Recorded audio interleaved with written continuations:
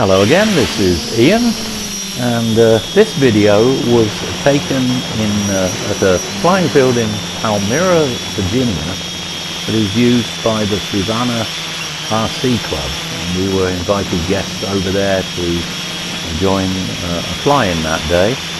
Unfortunately, when we got there, which was just after lunch, it was so windy that it was really almost intimidating for the racing drone guys to fly. And so I was forced to wait until later in the day, which is the video that you're looking at, when the wind had dropped from 20 miles an hour with gusts to probably more like 10, gusting to 15. So it was still quite windy. And this first part of the video is just me flying around near the general airstrip area of the club, just to get used to flying the drone in a wind, which was not too bad.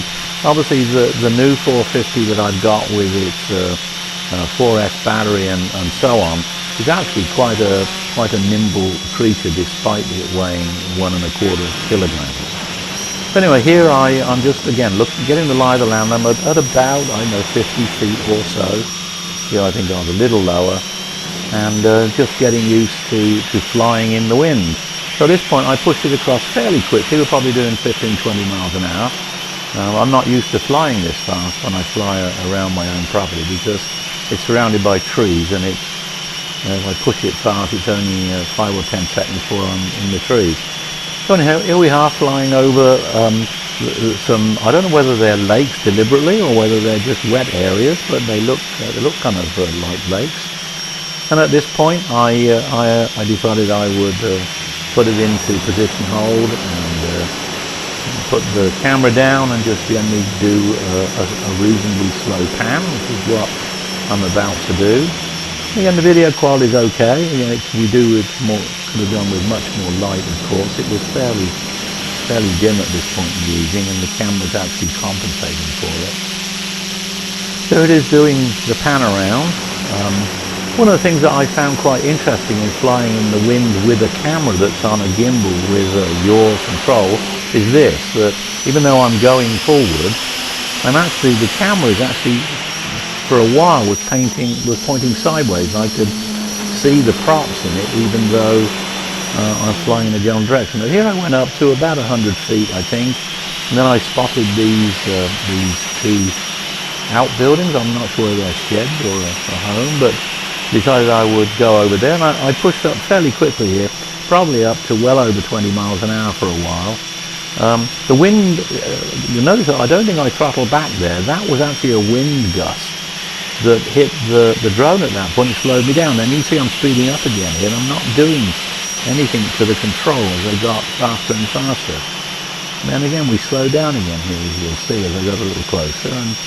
And then to compensate for that, I decided I'd push forward again. As I pushed forward, the wind dropped. So you'll see in the end part here that as I pushed the throttle forward, it shot forward, and I almost flew over the building, which would have been naughty. And then at that point in time was when the gimbal suddenly lost complete control. The camera dropped down at about 50 degrees and no longer was operating like a gimbal. Now this was kind of fairly terrifying. At the time that turned around at the barn, I was probably almost 1 kilometer away from the takeoff point, and we couldn't see the drone at this point in time at all, or hear it for that matter. So we had no idea what was really going on. I switched it in to return to home, and we waited. So at this point we were on the ground with everyone staring out into nowhere, hoping this drone was coming back.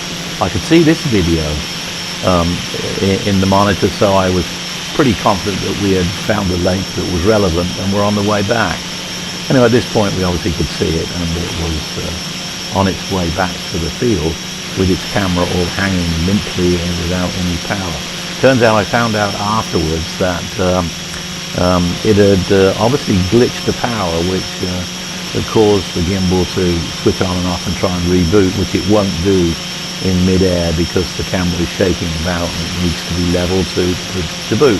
Anyway, this is pretty much the end of the flight. It's coming back to the little building they have on their field.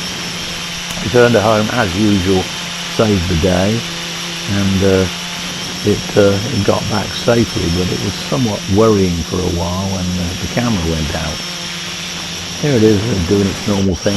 Don't forget the gimbal switched off, and you can see what happens if you do things with the gimbal turned off. It's not so pretty. Now here it comes. It's coming down to land. Everything was hunky-dory when it got down, and that was the end of the day's flying. Have a great one. Bye.